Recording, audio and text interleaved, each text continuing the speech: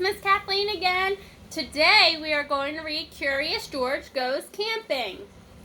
More camping, I love it! This is George.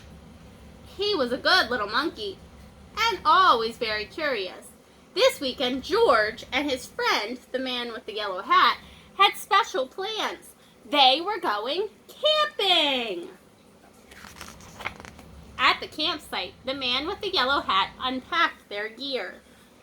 While George looked at all the tents, he saw tents for big families and one just the right size for a puppy. There were even tents on wheels. "Would you like to help me put up our tent?" the man asked. Look, do you see the tent with wheels? It's a camper. Look at all those tents. George was happy to help. It would not be hard to set up a tent, he thought. But it wasn't easy. "George, why don't you fill our bucket with water at the pump?" his friend suggested. "We'll need it by our campfire later when we roast marshmallows." See? The man's giving him a bucket to go fill up. Marshmallows. George loved marshmallows. He couldn't wait to try them roasted. "Now don't wander off and get into trouble," the man warned. But George did not hear him. He was already gone. At the pump, George worked the handle up and down. Soon his bucket was full. On the way back down the hill, he saw a family packing up.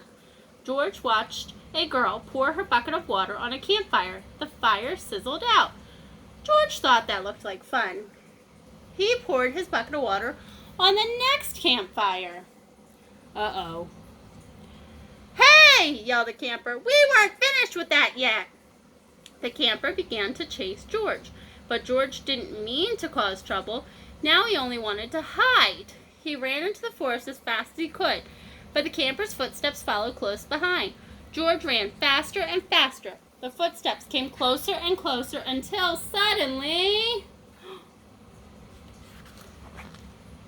they were passing George. Why, it wasn't a camper chasing George. Now it was what is that? Deer! What fun to run with a deer. Forgetting all about the camper and the marshmallows, George ran after the deer. But a little monkey cannot run as fast as a deer in the woods.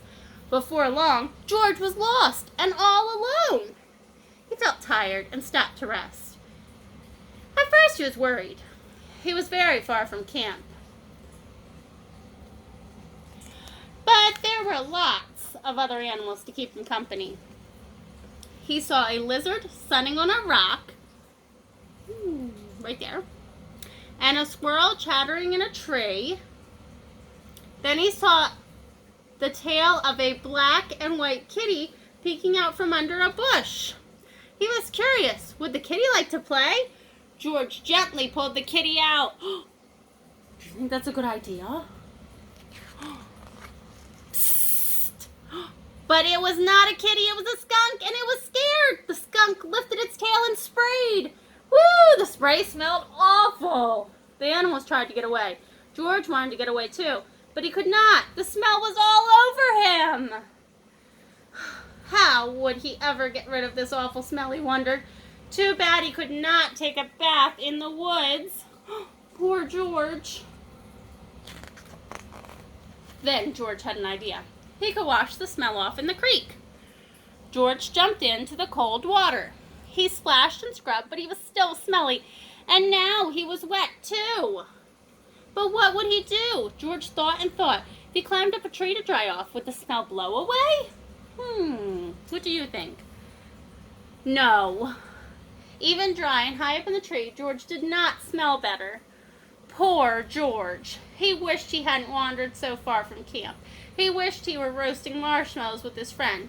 Suddenly, George heard footsteps heading toward him. Someone was coming.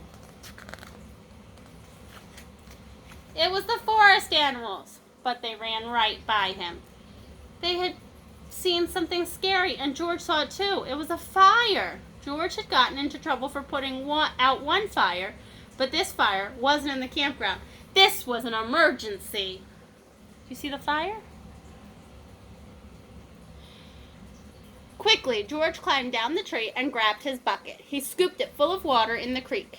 Then being careful not to spill, he climbed back up and swung from branch to branch through the trees. See, he filled his bucket and then he started swinging in the trees. When George got close enough to the fire, he reached down and poured the water on the flames. Out went the fire with a big hiss. Just then, George's friend rushed out of the forest with a ranger. "George," he called, "I was afraid you would be here."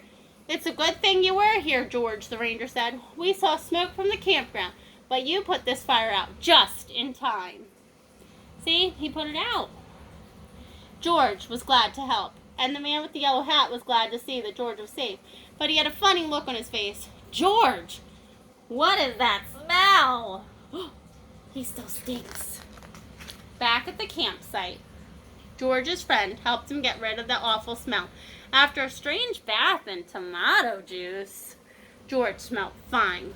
Then the man with the yellow hat invited the ranger to cook dinner with them over their own small campfire. "Fires can be nice if you're careful," said the ranger. You see his funny bath with tomato juice and then his campfire with marshmallows. George agreed, especially for roasting marshmallows. The end. I hope everyone enjoyed our Curious George camping story. I hope everyone has a great day. Bye for now.